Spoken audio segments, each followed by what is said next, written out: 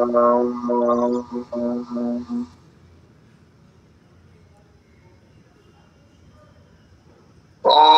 వసుదేవసుతం దేవం కంసచానూరమర్దనం దేవకీ పరమానందం కృష్ణం వందే జగద్గురుం సాయి కృష్ణం వందే జగద్గురుం. ఓం ముఖం కరోతి వాచాలం పంగుం లంఘయతే గిరిం యత్కృపాతమహం వందే పరమానందమాధవం పరమానందమాధవం.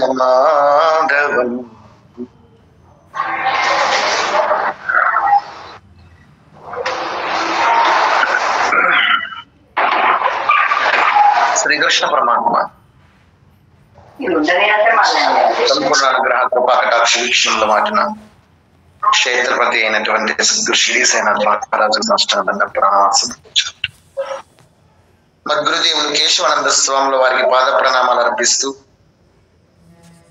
శ్రీమద్ భగవద్గీతా మాతకు ప్రదక్షిణ నమస్కారాలు అర్పిస్తూ ప్రణవాత్మ పరమాత్మ స్వరూపులను మీకందరికీ శిరస్సు వంచి నమస్కరిస్తూ శ్రేయ మార్గంలో భాగంగా మనము శ్రీమద్ భగవద్గీతలో గీతా మహాత్యాన్ని చర్చిస్తూ ఉన్నాం.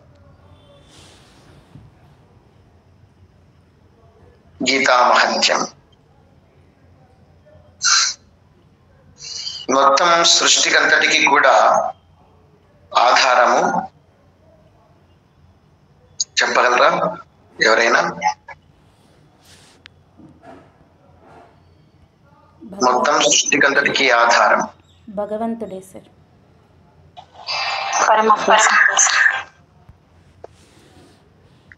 ఆ భగవంతునికి ఆధారం మేలుకొలుపు ఓంకారం. రాసుకోండి.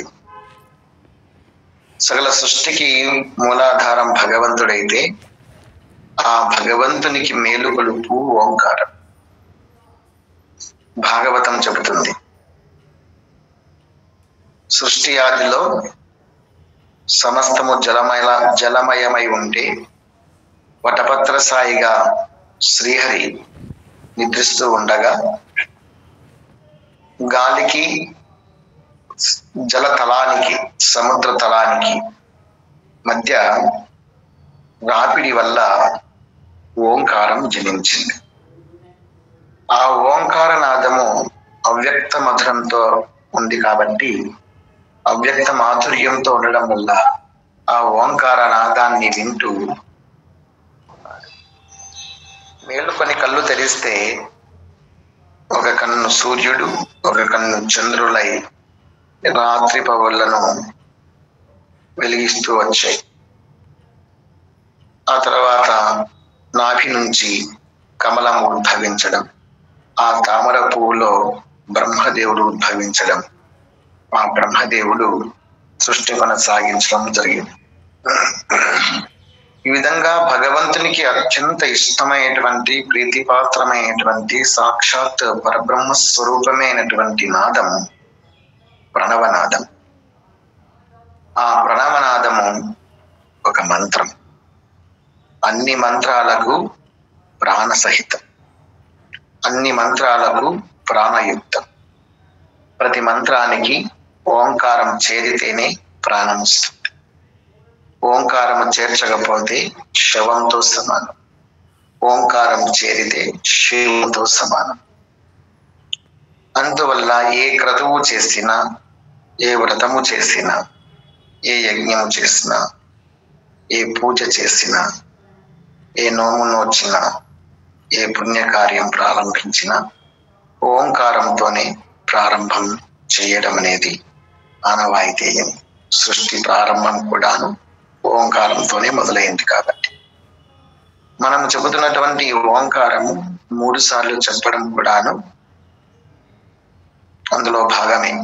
ప్రారంభానికి ముందు ఓంకారం చెప్పడం వల్ల ఆ కార్యము పవిత్రీకరణ గావించబడుతుంది. మనకు తెలియకుండానే మనలో ఆధ్యాత్మిక ఉద్దీపనలు ఉద్దీపనలు చెలరేగుతాయి. మనం కాసింత మనసు పెడితే ఆధ్యాత్మిక శక్తి మరింతగా వృద్ధి చెందుతుంది మన దేహం. మొదటిసారి ఓంకారం చెప్పినప్పుడు మన దృష్టి అనేది నాభి స్థానంలో ఉంచి సరస్వతి బ్రహ్మదేవుడు ఉన్నట్లుగా భావిస్తే ఆ సరస్వతి బ్రహ్మదేవుల లోకాన్ని ఊహించి వారి చుట్టూ ప్రదక్షిణం చేసి పాదాలకు తల తాకించి నమస్కరించి ఆశీర్వాదం తీసుకుంటున్నట్లుగా మనం భావన చేయాలి. ఒకసారి ఓంకారం చెప్పాం. రెండవసారి ఓంకారం చెప్పేటప్పటికి నాభి స్థానం నుంచి హృదయ చక్రానికి, సూర్య చక్రం అంటారు, దానినే అనాహుత చక్రం అంటారు. ఈ యొక్క హృదయ స్థానంలో పార్వతీ పరమేశ్వరులను లేదా కైలాస క్షేత్రాన్ని, కైలాస లోకాన్ని ఒక్కసారి భావించి ఆ మంచుకొండల మధ్యలో, ఆ మంచుకొండ దిన్న మీద పార్వతీ పరమేశ్వరులు ఇద్దరు ఆసీనులై ఉంటే ఒక ప్రదక్షిణము చేసి ఆ ఆది దంపతుల యొక్క ఆశీర్వాదం తీసుకుంటున్నట్లుగా, ఆ పాదాలను తల తాకించి నమస్కరించినట్లుగా, వాళ్ళ చల్లని దీవెనలు స్వీకరిస్తున్నట్లుగా భావన చేస్తూ ఓంకారం పూర్తి చేయాలి. రెండవసారి. మూడోసారి ఓంకారం చేస్తున్నప్పుడు ఈ నుదిటి మధ్య భాగంలో ఆగ్నేయ చక్రం ఉంటుంది. అక్కడ కానీ లేదా సహస్రార చక్రంలో కానీ ఈ స్థానంలో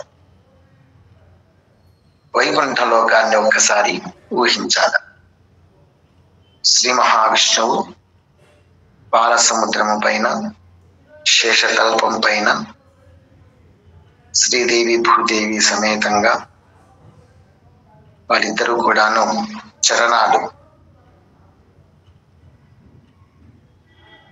చరణ సేవ, పాదసేవ చేస్తూ ఉంటే మహావిష్ణువు చిరునవ్వుతో ఉన్నట్లుగా భావిస్తూ ఆ శేషపాన్పు చుట్టూ కూడా ఒక ప్రదక్షిణ, 2 ప్రదక్షిణాల, 3 ప్రదక్షిణాల చేసినట్లుగా భావించి ఆ చరణాలకు శిరస్పర్శను తాకించి ఆశీర్వాదం తీసుకున్నట్లుగాను భావించాలి. తద్వారా ఇది అలవాటైతే వెంటనే మనకు, మామూలుగా అయితే ప్రాపంచికంగా ఉంటుంది తలకాయ, మన మనస్సు, మన బుద్ధి, మన చిత్తం. ప్రాపంచికంగా ఉండేటువంటి దానిని మనము వీళ్ళంత తొందరగా ఆధ్యాత్మికం వైపుకు మరలించుకోవచ్చు. ఈ భావన చేయడం వల్ల పుణ్యప్రదము 3 ఆది దంపతుల యొక్క ఆశీర్వాదము మనకు లభిస్తుంది. మన దేహంలోనే ముల్లోక దేవతలు ఉన్నారు అనేసి మనకు ఒక స్పష్టతను వస్తుంది. గురి కుదురుతుంది, ఏకాగ్రత కుదురుతుంది, ఆ దేవతల ఆశీర్వాదము లభిస్తుంది. చేయబోయే కార్యము మరింత శక్తివంతంగా కొనసాగుతుంది. ఇది అందరూ ఆచరించడానికి ప్రయత్నం చేయండి. 3 సార్లు ఓంకారం చెప్పడంతోనే ముల్లోకాలు చుట్టి వచ్చినట్లు అవుతుంది. అంతేనా? ఏమన్నా అర్థమవుతుందా మీకు? ఏం అర్థం కాలే అని ఇట్లా అంటున్నాడు. అర్థమవుతుంది గురుగారు. ఇది స్పష్టంగా చెప్తుంటే ఎందుకు అర్థం కాదు సార్? అర్థమవుతుంది. ఇక భగవద్గీత మహాత్మ్యంలోకి వెళ్దాం. భూదేవత అడిగింది, స్వామి, ప్రారబ్ధ వివసులై ఉన్నటువంటి నా భక్తులు లేదా నా బిడ్డలు మీ పాద పద్మాల మీద అనన్య భక్తిని, అస్ఖలిత భక్తిని, అవ్యభిచార భక్తిని ఎలా పొందగలరు? అది ఎలా సాధ్యమవుతుంది అని చెప్పేసి అమ్మవారు అడిగితే, భూదేవత మనకందరికీ తల్లి కాబట్టి ఆ తల్లి మన మీద ప్రేమతో మనం బాగుపడాలని శ్రీ మహావిష్ణువు దగ్గరికి వెళ్ళి ప్రశ్నించింది. అప్పుడు శ్రీ మహావిష్ణువు, ప్రారబ్ధం భుజ్యమానోపి గీతాభ్యాసరత సదా సముక్త సుఖీ లోకే కర్మనా నోపలిప్యతే హే ధరాదేవి, వాళ్ళు ప్రారంధ వివసులే అయినప్పటికీ గీతాభ్యాస రత సదా అవకాశం దొరికినప్పుడల్లా వాళ్ళు భగవద్గీతను చదువుతూ ఉన్నారంటే తద్వారా వాళ్లకు కర్మబంధాలు అంటవు. అలాగే వెంటనే వాళ్ళు క్షిప్రం ముక్తులవుతారు. సముక్త సుఖీ లోకే, ఈ లోకంలో ఉన్నంత వరకు సుఖంగా ఉంటారు. ఈ లోకం ముగియగానే మోక్షధామం అందుకుంటారు. అయితే భగవద్గీత పారాయణం చేయడం అనేది అవశ్యము అని భగవంతుడు చెప్పారు 2వ శ్లోకంలో. 3వ శ్లోకంలోకి వెళ్దాం. మహాపాపాది పాపాని గీతాధ్యానం కరోతి చేత్ వచిత్ స్పర్శం న కుర్వంతి నళినీదళమంభసా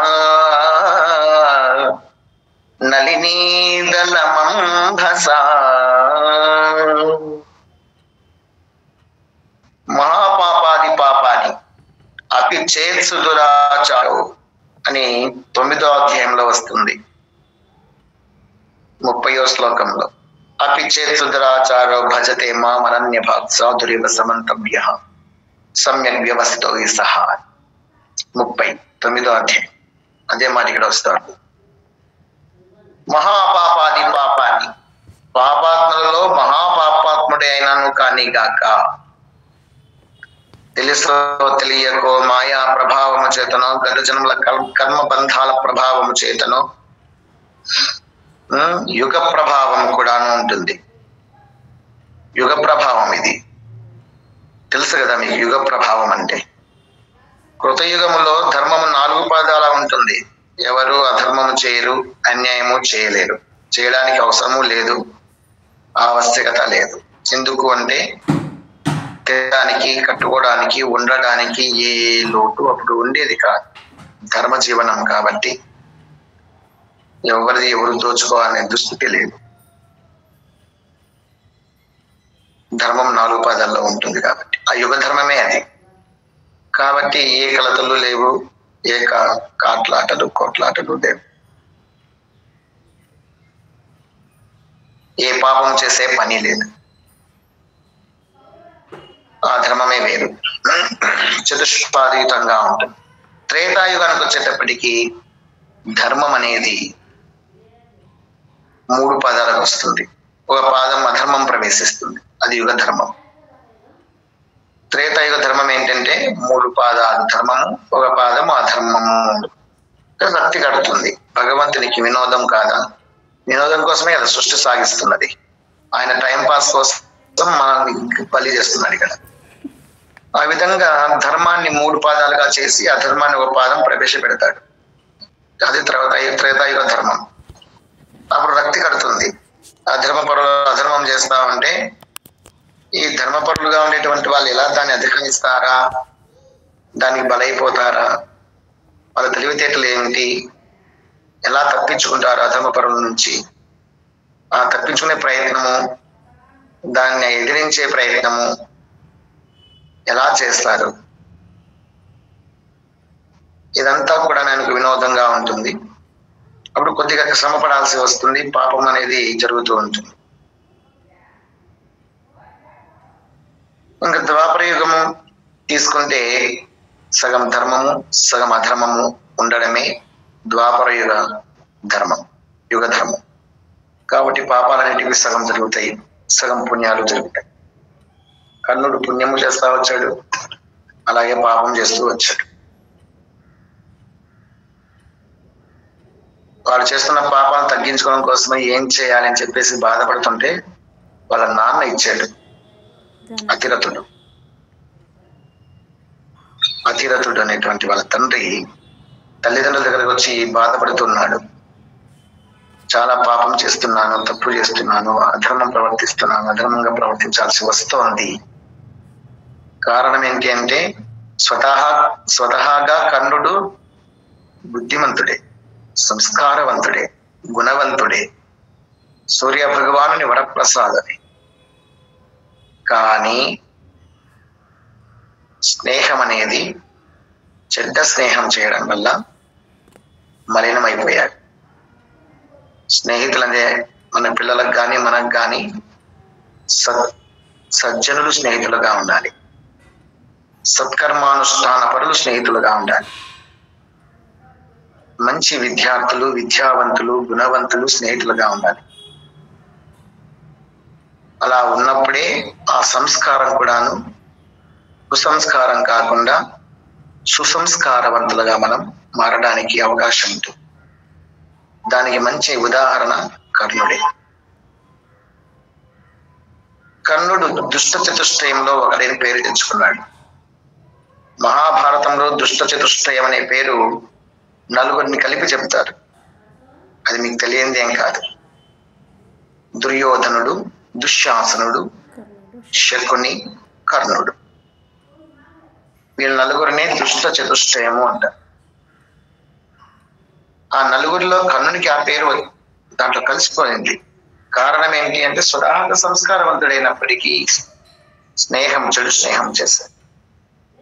పూర్తిగా తన్ను దుర్మార్గుడైనటువంటి, పరమ దురభిమాని అయినటువంటి, దుష్టుడైనటువంటి, మూర్ఖుడైనటువంటి, అజ్ఞాని, అహంకారి అయినటువంటి దుర్యోధనుని చరణాల వద్ద తన జీవితాన్ని అంకితం చేసుకున్నాడు.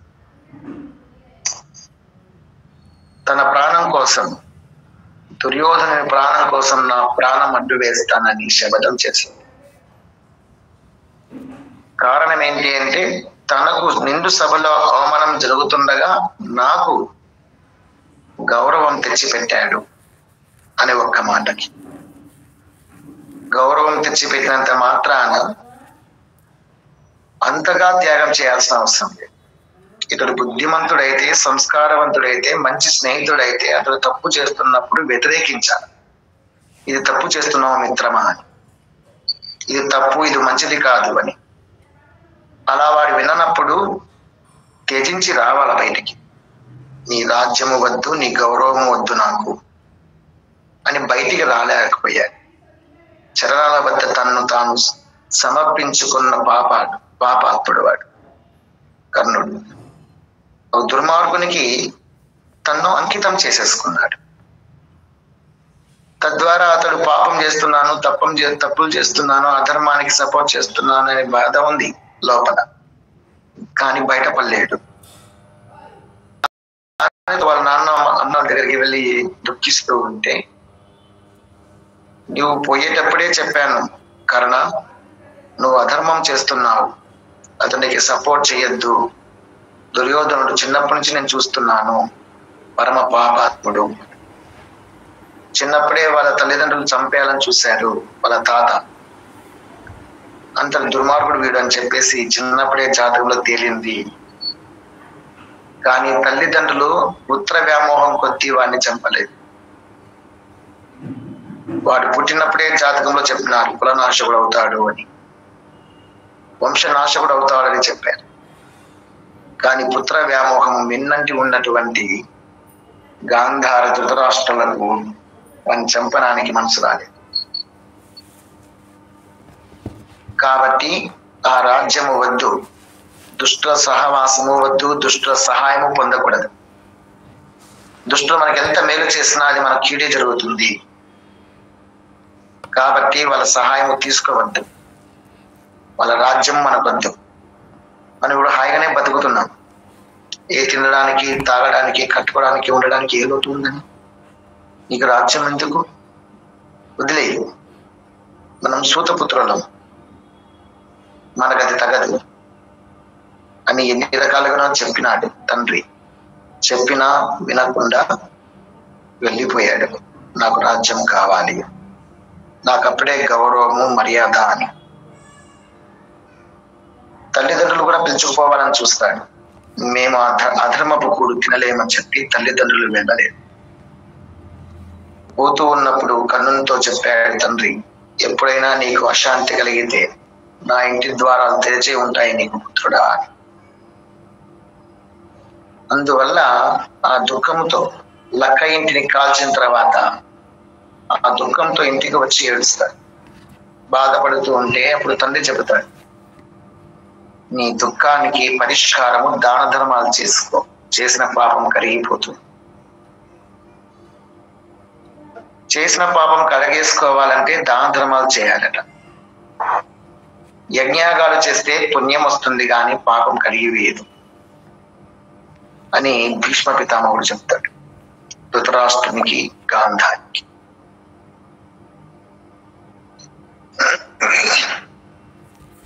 పాండవుల్ని అరణ్యవాసం పంపించే ప్రయత్నం చేస్తున్నప్పుడు ఆ పాపం కడిగేసుకోవడం కోసమని యజ్ఞయాగాలు చేస్తూ ఉంటే కోపం వచ్చినటువంటి పితామహుడైనటువంటి భీష్ముడు వెళ్ళి ఆ యజ్ఞాన్ని ధ్వంసం చేస్తాడు.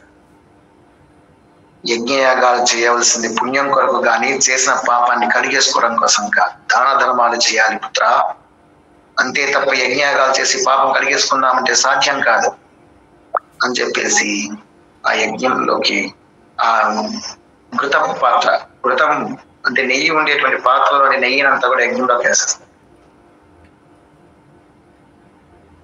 చాలా పాపాలు చేస్తున్నావు, ధర్మపరులైనటువంటి పాండవుల పట్ల వివక్ష చూపిస్తూ వాళ్ళని ఏదో విధంగా సంహరించడానికి, చంపడానికి, దూరం చేయడానికో కుట్రలు పండుతున్నారు నీవు నీ కుమారులు ఇద్దరు అందరూ కలిసి. ఇది మహాపాపం మీకు చుట్టుకొని మీ సర్వస్తుంది అని చెప్పేసి ఎన్నో రకాలుగా తెలియచేస్తాడు భీష్మ పితామహుడు. ఆ విధంగా ఇక్కడ అతిరథుడు కూడాను కర్ణునికి చెప్తాడు. అందువల్ల కర్ణుడు ఇంకా దానం చేయడం మొదలుపెట్టాడు. వాళ్ళ తండ్రి యొక్క సూచన మేరకే దాన కర్ణుడయ్యాడు తప్ప స్వతహాగా వానికి ఆ బుద్ధి వచ్చింది కాదు.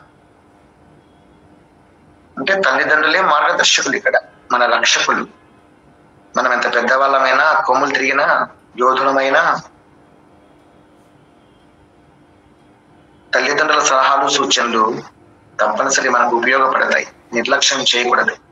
ఇప్పుడు నేను ఉద్యోగస్తుని అయిపోయినాను, నాకు రాజ్యం ఉంది, నాకు సంపద ఉంది, నేను ఒక రాజును, నేను చెప్పిందే శాసనం, ఇంకా అతనికి ఎవరు ఎదురు లేదు. ఆ ఆర్యావర్తనంలో ఒక అర్జునుడు తప్ప అతను ఎదిరించగల శక్తి ఎవరికీ లేదు. అంత బలవంతుడు, అంత ధనుర్విద్యా పారంగతుడు కర్ణుడు. కానీ అధర్మబద్ధుడు కావడం అనేది అతడు చేసుకున్న దురదృష్టం, అతని రాత, తలరాత. అధర్మబద్ధుడయ్యాడు. అధర్ములకు, అన్యాయస్తులకు సాయం చేసే శక్తి అయిపోయినాడు. ఈ కర్ణుని అంట చూసుకొని దుర్యోధనుడు చేయరా అని అపరాధాలు చేస్తూ పోయాడు. రాజ్యం పోస్తున్నాడు. అధర్మానికి కర్ణుడు తోడై ఉంది. దాన్ని కడిగేసుకోవడం కోసము తండ్రి సూచించినాడు, దాన ధర్మాలు చేసుకో, నీ కర్మ తగ్గిపోతుంది, నువ్వు చేసిన పాపం తొలగిపోతుంది. ఆ విధంగా దాన ధర్మాలు చేస్తూ పుణ్యం సంపాదిస్తున్నాడు. దుర్యోధనునికి సపోర్ట్ చేస్తూ, ద్రౌపదిని కూడా అవమానపరుస్తూ, ద్రౌపదిని కూడా వేశ్యాని ముద్ర వేస్తూ, 5 మంది భర్తలు ఉండి కూడాను రక్షించుకోలేని నపుంసకులను కట్టుకోవడం కంటే అందరికీ మించినటువంటి యోధుడు మా మిత్రుడు దుర్యోధనుని ఎంచుకో అంటాడు భర్తగా. కర్ణుడు నిండు సభలో ఒక మానవతిని, ఒక కులవతిని, యజ్ఞ సంభవురాలని, పుణ్యాత్మురాలిని, మహాభక్తులను శ్రీకృష్ణ పరమాత్మ నిండుగా అభిమానించే, వాత్సల్యం చూపించే మహాభక్తురాలిని అనరాని మాటలు అన్నాడు. పరమ పునీత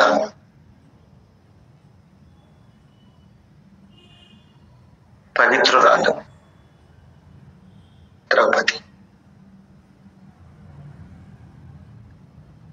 పతివ్రత శిరోమణి. ఆ తల్లిని అంత అవమానించినాడు. కారణము దుష్టుల సహవాసం, దుర్మార్గుల సహవాసం. అది ద్వాపర యుగ ధర్మం. ధర్మము అధర్మము రెండు సమపాలలో ఉంటాయి. కలియుగానికి వస్తే 3 పాళ్ళు అధర్మం ఉంటుంది, 1 పాలు ధర్మం ఉంటుంది. ధర్మాత్ములుగా ఉండేటువంటి వాళ్ళు అరుదుగా ఉంటారు, అధర్మపరులే అధికంగా ఉంటారు. ఎవరిని సూటిగా మనము నమ్మడానికి అవకాశం లేదు. పరిశీలించాల్సి ఉంటుంది, యోచించాల్సి ఉంటుంది, గమనించాల్సి ఉంటుంది. యుగ ధర్మమే అలాంటిది. ఈ యుగములో పాపాలే ఎక్కువగా ఉంటాయి. అధికంగా పాపాలు చేయాల్సి వస్తుంది. కన్ను చూస్తే పాపమే చూడాల్సి వస్తుంది. చెవులు వింటే పాపాలే వినాల్సి వస్తుంది. తినే తిండిలో మాలిన్యము, కాలుష్యం, స్పర్శలోను కాలుష్యం, శ్వాసలోను కాలుష్యం, కలుషితం, ప్రవర్తనలోనూ కలుషితం. భగవద్గీత చదువుతున్నంతసేపు, దేవుని దగ్గర కూర్చొని పూజ చేస్తున్నంతసేపు, ఏకాదశి ఉపవాసాలు చేస్తున్నంతసేపు, ఆ కాసింతసేపు మనసు కాస్త నిలబెడుతున్నామని ప్రయత్నం చేస్తున్నా మనసు అనేది మాయ వైపుకు లాక్కెళ్తుంది. ఆ కాసింతసేపు పుణ్యం సంపాదించుకుంటూ ఉన్నప్పటికీ ఇలా ప్రవచనాలు విన్నంతసేపే మనసు ఇక్కడ ఉంటుంది. ఇది కట్టి పెట్టేయగానే ఈ ఛానల్, ఈ యొక్క మీట్, గూగుల్ మీట్ క్లాస్ అయిపోగానే వెంటనే వెనక్కి వెళ్తాం. వాట్సాప్ లో ప్రవేశిస్తుంది. వాట్సాప్ లో ప్రవేశించగానే ఏవేవో వీడియోలు, ఏవేవో ఆడియోలు, ఏవేవో మెసేజెస్, వీటితోనే మళ్ళీ కలుషితం అవుతూ ఉంటుంది మనస్సు. ఆలోచించండి, ఎంత మాత్రం మనము పుణ్యాత్ములుగా ఉంటున్నాం, ఉండడానికి అవకాశం ఉంది. కాబట్టి ఎవరికి వారు నియంత్రించుకోవాలి. ఇది అవసరమా, ఇది అనవసరమా అని విచక్షణా జ్ఞానముతో సత్కర్మానుష్ఠానమును మాత్రమే నిర్వర్తిస్తూ దుష్కర్మలను దూరం చేసుకుంటూ భగవన్నామ స్మరణను విడవక, భగవద్గీత పారాయణాన్ని విస్మరించక, భక్తి జ్ఞాన వైరాగ్య పరులమై జీవనం సాగించాల్సి ఉంటుంది. ఒక్క నిమిషం.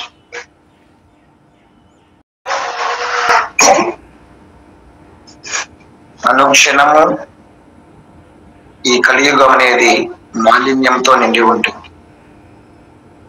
కాబట్టి క్షణము క్షణము నామ జపము, దినము దినము గీతా పఠనం, తరచు తరచు సత్సంగం, ధరలో నాకిము అని భగవంతుని మనము తలుచుకుంటూ ఉండాలి. సరే, ఇంకొకసారి చెప్పండి సార్.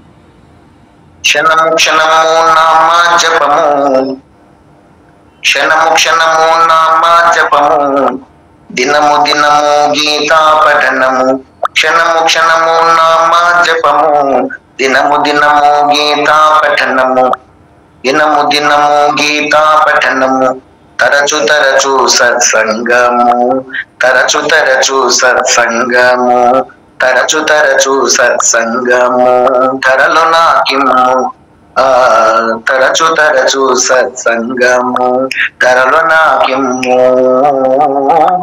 ఎంత ప్రార్థన చేసినాను, ఎంత ప్రార్థన చేసినాను, ఎంత ప్రార్థన చేసినాను, ఏమి లాభము స్వాయి, ఏమి లాభము సాయి, ఏమి లాభము. మనం కోరవలసిన కోరిక ఇది. దీపం పెట్టినప్పుడు, గుర్తుకు వచ్చినప్పుడల్లా కూడా, ఏ దేవాలయానికి వెళ్ళినా గాని గాక మనం అడగవలసింది ఇదే. భగవంతుని అనుగ్రహము ఆశీర్వాదము మన మీద లేకపోతే క్షణము క్షణము నామజపం చేయలేము, దినము దినము భగవద్గీత పారాయణం చేయలేము, వీలైనంత ఎక్కువ సార్లు సత్సంగాలలో పాల్గొనలేము. ఒక పుణ్యకార్యం మరొక పుణ్యకార్యాన్ని చేయిస్తుంది,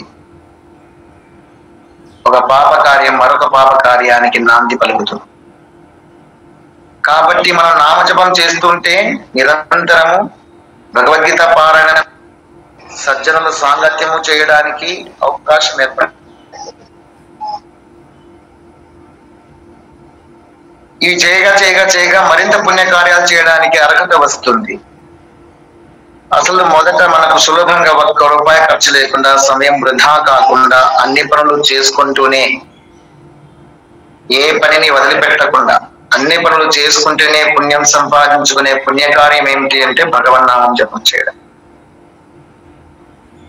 ఆ భగవన్నామం జపం చేయగా చేయగా చేయగా భగవంతుని అనుగ్రహం లభిస్తుంది. భగవంతుని తపిస్తున్నాం కాబట్టి భగవంతుని తపస్సు చేస్తున్నట్ల. జపం చేయడం అంటే అదొక తపస్సు, వాక్ తపస్సు. తద్వారా భగవద్ అనుగ్రహం చేత సమయం మనకు లభిస్తుంది సద్గ్రంథ పారాయణానికి, సజ్జన సాంగత్యానికి. భగవద్ అనుగ్రహం లేకపోతే బిజీ షెడ్యూల్ ఎక్కువ అవుతుంది. అన్ని ప్రాపంచిక విషయాలతోనే మన యొక్క కార్యాలన్నీ, మన సమయం అంతా నిండుకపోతుంది. దైవిక కార్యాలకు సమయం లభించదు. ఎప్పుడైతే మనం ప్రార్థన చేస్తూ ఉంటామో భగవద్గీత పారాయణం చేయడానికి నాకు అవకాశం ఇవ్వు స్వామి, సద్గురువు దగ్గరికి చేరడానికి, సద్గురువుల చెంత కూర్చొని 4 మాటలు వినడానికి నాకు అవకాశం ప్రసాదించు తండ్రి. నిరంతరం నీ నామాన్ని జపం చేసే భాగ్యాన్ని అనుగ్రహించు. గురువుల పాద సేవ, తల్లిదండ్రుల పాద సేవ, భగవంత నీ పాద సేవ నాకు లభింపచేయి.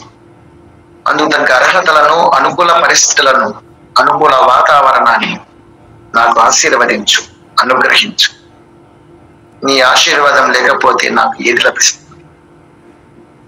నేను పుణ్యాత్మను కావాలనుకుంటున్నాను.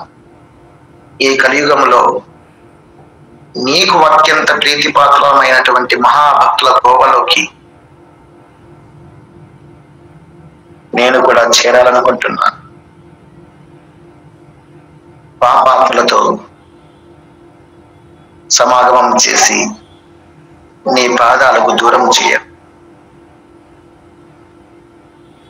సజ్జనులతో, పుణ్యాత్ములతో, యోగులతో, త్యాగులతో, భాగవతోత్తములతో సంబంధాన్ని దగ్గర చేయతండ్రి. మీ పాద పద్మాల మీద విశుద్ధ భక్తిని అనుక్షణం అనుక్షణం మాకు ప్రసాదించు. నీ మాయా సంకలిత ప్రపంచములో ఉన్న నన్ను మాయా అతీతునిగా, త్రిగుణాతీతునిగా, ఈశ్వరత్రయాతీతునిగా నీవే నన్ను మలచుకో. నీ అనుగ్రహ భాగ్యం నాకు లేకపోతే ఇది సాధ్యం కాదు. ఈ కలియుగ మాయా కాల ప్రభావంలో నేను కొట్టుకుపోవాలనుకోవడం లేదు. నీ చరణాలనే ఆశ్రయించి నా చరమ శ్వాస వరకు నీతోనే గడపాలనుకుంటున్నాను. నీకు దాసుడనై, నీ దాసానుదాసుడనై, నీకు భక్తుడనై, నీకు ప్రీతిపాత్రుడనై, నీకు తగ్గ భక్తుడిగా, ఆదర్శవంతునిగా, నీ కీర్తిని ఇనుమడింపచేసేవానిగా, నీ వారసునిగా, నీ బోధనని, నీ జ్ఞానాన్ని, నీ ఆధ్యాత్మిక శక్తులను 10 మందికి చాటి చెప్పడానికి ఒక పనిముట్టుగా నేను తయారు కావాలనుకుంటున్నాను.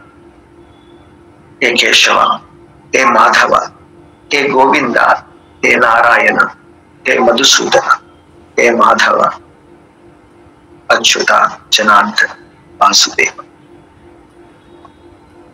అన్యదా శరణం నాస్తి, త్వమేవ శరణం మమ.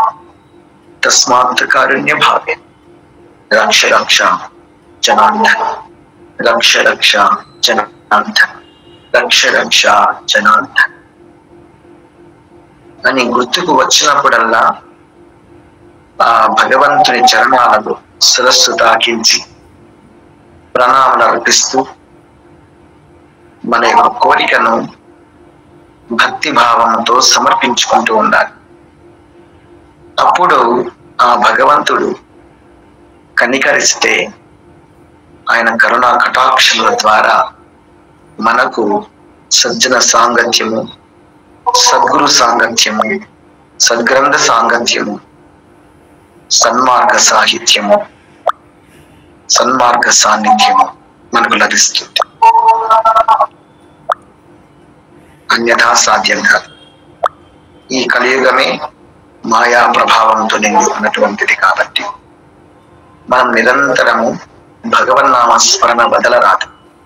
ఆ చిన్న పుణ్యకార్యంతో అమోఘమైనటువంటి పుణ్యరాశిని సంపాదించే పుణ్యకార్యాలు చేయగలం. ఇది నాంది పలుకుతుంది. భగవన్నామమే నాంది పలుకుతుంది. అందుకే నిరంతరం భగవన్నామ స్మరణ ఇప్పుడు చేయాలి, ఇప్పుడు చేయకూడదు, ఇది అనువైన సమయము, ఇది అనువైన సమయము కాదు అన్నది ఏదీ లేదు. అనుక్షణం అనుక్షణం మీరు ఏ పనన్నా చేస్తూ ఉండనే గాక. నిషిద్ధ కర్మలంటూ ఏమీ లేవు భగవన్నామ స్మరణ చేయడానికి.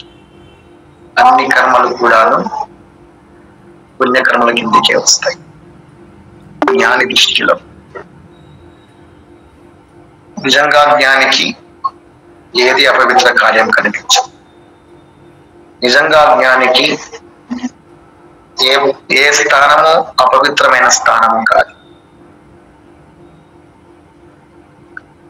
అన్ని స్థానాలు, అన్ని కాలాలు, అన్ని రోజులు భగవంతుడి సృష్టిలో పవిత్రమైనవి అనే గోచరిస్తాయి. అన్ని ప్రదేశాలు వైకుంఠ స్థానాలుగానే గోచరిస్తాయి జ్ఞానికి. అచ్చమైన జ్ఞానికి అంతా వైకుంఠమే, అచ్చమైన జ్ఞానికి అంతా వైకుంఠమే, చచ్చరతన పింబటే జీవన్ముక్తి. అచ్చమైన జ్ఞానికి అంతా వైకుంఠమే, చచ్చరతన పింబటే జీవన్ముక్తి.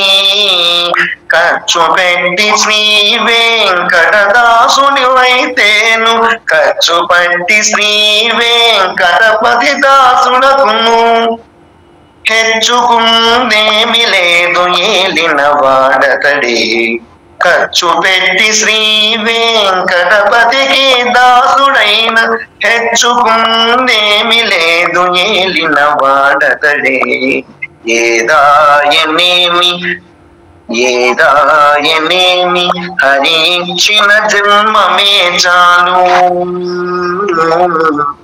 ఏదాయనేమి హరించిన జన్మమే చాలు. ఆది నారాయణుడే అఖిల రక్షకుండు, ఏదాయనేమి హరించిన జన్మమే చాలు. ఆది నారాయణుడే అఖిల రక్షకుండు, ఏదాయనేమి.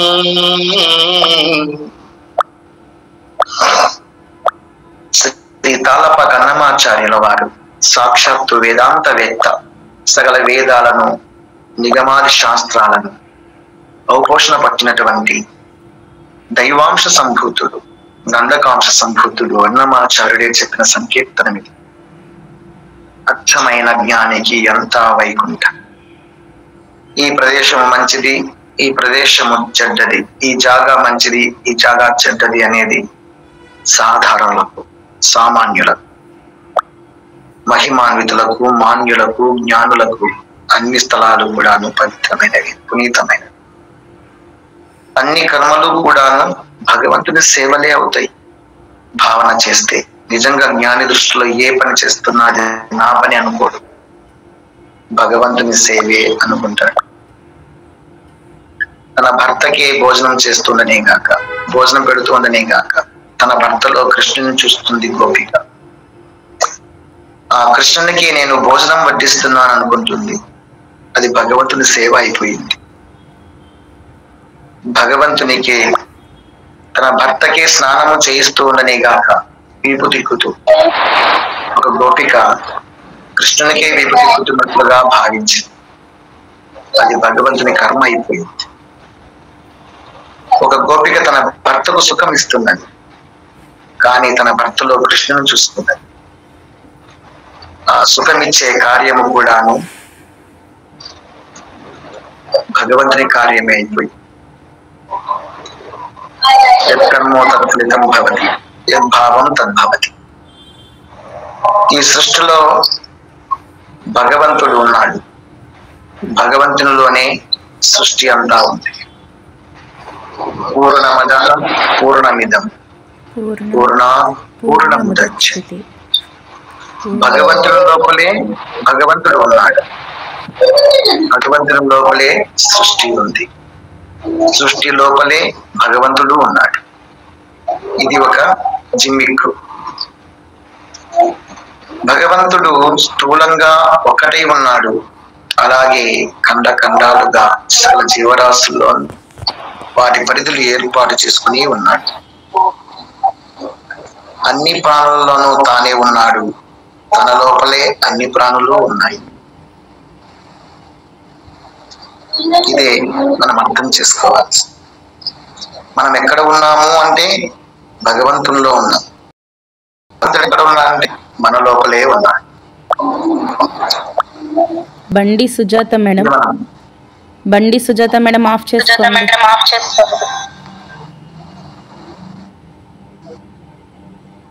కాబట్టి మనము ఏ ప్రాణికి దూషించినా భగవంతుడికి దూషించినట్లే అని గుర్తించాలి, ఎరుక మర్చిపోకూడదు. ఏ ప్రాణికి సుఖం ఇచ్చినా భగవంతునికి సంతోషపెట్టినట్లు, ఏ ప్రాణిని మనం కాపాడినా భగవంతుని కాపాడినట్లు, ఏ ప్రాణిని మనం చంపినా భగవంతునికి శిక్ష వేసినట్లు. రాగద్వేషాలకు ఈ జ్ఞానము తెలిసి ఉంటే అవకాశమే ఉండదు. ఇది పూర్ణ జ్ఞానం, ఇదే ఆత్మజ్ఞానం. ఆ సర్వేశ్వరుడు పరమాత్ముడు, ఆ పరమాత్మలోనే సకల సృష్టి ఇమిడి ఉన్నది. ఆయన గర్భంలోనే 14 లోకాలు ఉన్నట్లుగా బలరాముడు తమ్ముడు మన్ను తిన్నాడు చూడమ్మా అని యశోదమాతకు చెబితే యశోదమాత నోరు తెరిచి చూపించమంటే 14 లోకాలను శ్రీకృష్ణ పరమాత్ముడు యశోదమాతకు చూపించింది. అది కేవలం మన కోసం. అంటే ఏమి, ఈ 14 లోకాలలో మధ్యంగా ఉన్నటువంటిదే భూలోకం. ఈ 14 లోకాలు ఆయన గర్భంలోనే ఉన్నాయి అంటే మన భూలోకము కూడా ఆ శ్రీహరి కడుపులోనే ఉన్నది. ఆ భూలోకంలో మనం ఉన్నాము అంటే ఎక్కడ ఉన్నట్ల, శ్రీహరి కడుపులోనే ఉన్నట్లు. అలాగే సకల ప్రాణికోటి కూడాను తానే అయి ఉద్భవించినాడు భగవంతుడే. సకల జీవరాశులు సకల సృష్టి తానే వివిధ రూపాలు ధరించి సృష్టిలోని ప్రతి ప్రాణిగా మారినాడు. ఆయన వినోదం, ఆయన వేసే డ్రామా, ఆయన నాటకం ఇది. అన్ని రూపాలు తానే, అన్ని తల్లిదండ్రుల రూపాలు తానే, అన్ని బిడ్డల రూపాలు తానే, అన్ని ప్రాణి సమూహాల రూపాలు తానే. అందువల్ల సకల ప్రాణులు భగవత్ స్వరూపమే అని భావించినప్పుడు మనం ఏ ప్రాణిని ద్వేషించలేము, ఎవరిని దూషించలేము, ఎవరికి అన్యాయము చేయలేము. ఎవరైనా అన్యాయం చేస్తుంటే మనం దాన్ని శోభగా కూర్చే గురి కాము. భగవంతుడే ఏదో నా పట్ల ఈ విధంగా అన్యాయం చేస్తున్నాడు, అది ఆయన వినోదం కోసం అయితే అంతకంటే కావాల్సిందేముంది?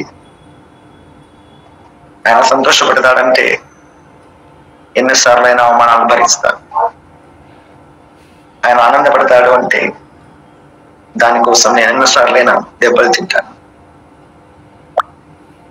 ఆయన ఆ విధంగా దూషించి సంతోషపడతాడు అంటే ఎన్నిసార్లైనా ఆయన దూషింప చేసుకోవడానికి, నన్ను తిట్టించుకోవడానికి ఇష్టపడతాను.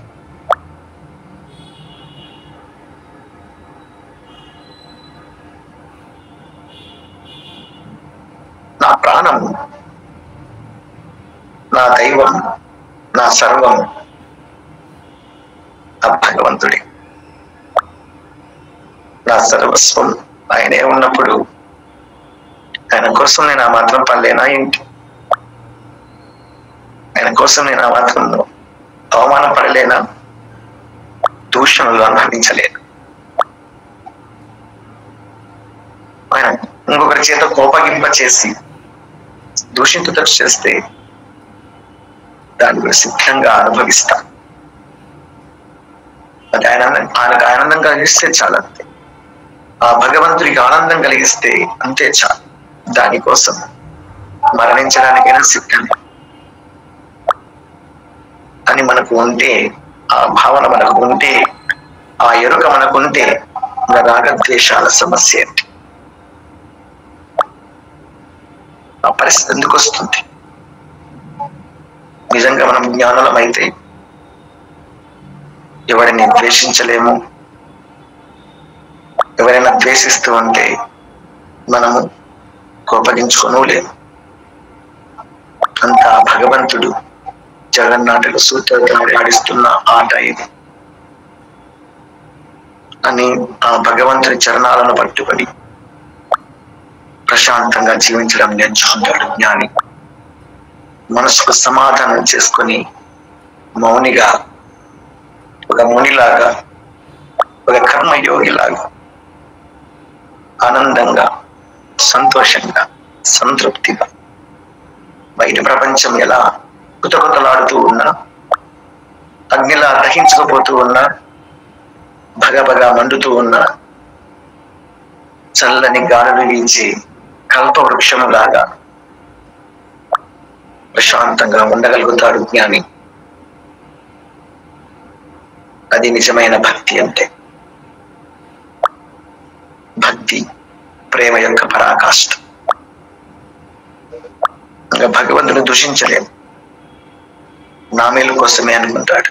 తనకేమి జరుగుతున్నా భగవంతుడు నా మేలు కోసమే అనుకుంటాడు. అలా అనుకోవడమే భక్తుని లక్షణం. అలా అనుకోకపోతే భక్తులను కాలేము. అంకితమైపోవాలి, భగవంతునికి సంపూర్ణంగా అర్పించుకోవాలి, అంతే. తను, మన, ప్రాణం, దేహము, మనస్సు, ప్రాణం భగవంతుడికి అర్పించుకుంటే ఈ దేహం ఏమైతే నేను భగవంతుడు చూసుకుంటాడు. ఈ మనస్సు ఏమైతే నేను భగవంతుడు చూసుకుంటాడు. ఈ ప్రాణం ఏమైతే నేను భగవంతుడు చూసుకుంటాడు. ఎందుకు చింత? ఎందుకు బాధపడాలి? నేను నీకు నేను సర్వస్వ శరణాగతి, హే భగవాన్, నీకు నేను సర్వస్వ శరణాగతి నందిన. నన్ను రక్షించుకుంటావు లేదా నీవే భక్షిస్తావు? నీ అభిష్టం, నీ అభిష్టం, నీ దయ నా భాగ్యం, నీ చిత్తం నా ప్రాప్తం. నాకే చింత లేదు.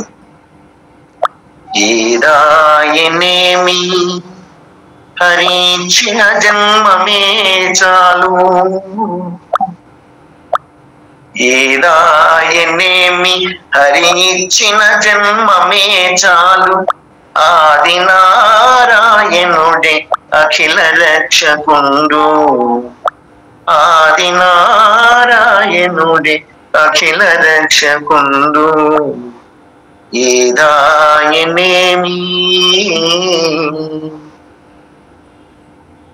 ఏమైనా, ఏది ఏమైనా నాకు చింత లేదు. నాకెందుకు చింత? ఆ భగవంతుని పాదాల చింత నాకు నిశ్చింత. ఆ భగవన్నామ స్మరణే నాకిచ్చును నిశ్చింత ప్రశాంతత అని నిరంతరం భగవన్నామాన్ని స్మరణ చేసుకుంటూ ఒకరి గద్దె లేకుండా, ఒకరి శుద్ధి లేకుండా మనశ్శాంతిగా తన వద్దకు వచ్చిన వారికి మనశ్శాంతిని పంచే శక్తిగా మనం తయారు కావాలి. నా చింతకు చేరిన వారి జీవితం ప్రశాంతంగా నిండిపోవాలి.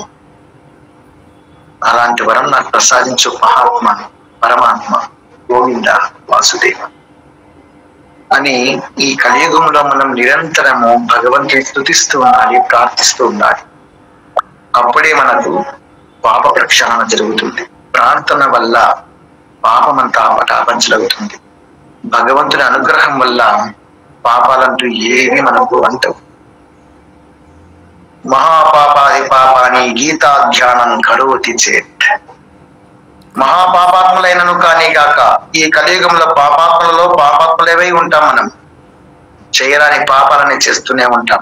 తెలుసో తెలియకో యుగధర్మానుసారమో విధివశాంతో గత జన్మల సుకృత దుష్కృత ప్రభావము చేతనో పాపాలు చేస్తాం, చేయాల్సి వస్తుంది. ఈ యుగ ప్రభావమే అలాంటిది, యుగ ధర్మమే అలాంటిది. కాబట్టి అయితే గీతా ధ్యానం కరోతి చేత్, సాక్షాత్ శ్రీ మహావిష్ణువే అంటున్నాడు. భగవద్గీతను ఎవరైతే అధ్యయనం చేస్తూ ఉంటారో, ధ్యానిస్తూ ఉంటారో, స్మరిస్తూ ఉంటారో, చదువుతూ ఉంటారో, దానిని అర్థం చేసుకుని అవగాహన చేసుకుని నిధిధ్యాసలో పెట్టుకొని ఆచరణ చేసే ప్రయత్నం చేస్తూ ఉంటారో అలాంటి వాళ్ళను క్వచిత్ స్పర్శం నకుర్వంతి నలినీదలమంబస. ఏ కాసింత పాపము కూడాను, ఎన్ని జన్మాలుగా చేసుకున్నటువంటి పాపము కూడాను, ఏ కాసింత కూడాను, క్వచిత్ కించిత్ కూడాను స్పర్శం నకుర్వంతి. స్పర్శం అంటే అంటుట అని, నకుర్వంతి అంటే కాసింత కూడా వాళ్ళకు కర్మ అంటది, పాపం అంటది. మహాపాపాది పాపాన్ని అంటున్నాడు కదా భగవంతుడు. మహాపాపాది పాపాత్ముడైనా గాని గాక వాని పాపం వానికి అంటదు. ఎప్పుడు భగవద్గీత పారాయణ చేస్తున్నారు. నలినీదళం అంబస. నలినీదళం, నలినీదళం అంటే ఏమి? తామర పువ్వు, దళం, తామర ఆకు. తామర పువ్వు పైన గాని తామర ఆకుల పైన గాని నీరు ఏ విధంగా అయితే అంటకుండా ఉంటుందో, తొలగిపోతుందో, ఆ విధంగా పాపం అనేది నలినీదళమంబస. నలినీదళం మీద నీటి బిందువుల వలె మనల్ని పాపాలనేటివి అంటకుండా పోతాయి. మన కళ్ళ ముందే ఎన్నో కష్టాలు పక్కకు పోతున్నట్లుగా గమనిస్తాం. మీదికి వస్తున్నట్లుగా ఉంటుంది. భగవద్ అనుగ్రహం చేత, భగవద్గీత మాత ఆశీర్వాదం చేత అది మన కళ్ళ ముందే పక్కకు తొలగిపోతూ ఉంటుంది. అది మనం అనుభవిస్తాం. భగవద్గీత చదువుతూ ఉన్నాము అంటే ఖచ్చితంగా అనుభవంలోకి వస్తాం అని తెలియచేస్తూ ఈ 4 మాటలు నా నోట పలికించినటువంటి ఆ దేవాది దేవుడు శ్రీకృష్ణ పరమాత్మ చరణాల విందములకు పుష్పాలుగా సమర్పిస్తూ మనకందరికీ త్రికరణ శుద్ధిని, త్రిగుణాతీత స్థితిని, స్థిత ప్రజ్ఞతను, విశాలమైన హృదయాన్ని, ప్రశాంతమైన జీవితాన్ని గ్రహించి దుష్ట శిక్షణ, శ్రేష్ఠ రక్షణ, ధర్మ సంరక్షణ కార్యంలో పనిముట్టుగా జీవిత పర్యంతం సద్వినియోగం చేసుకోవాలని మనసా వాచా కరుణ ప్రార్థిస్తూ ఇంతటితో ముక్తాయింపు చేస్తాను. హరి ఓం.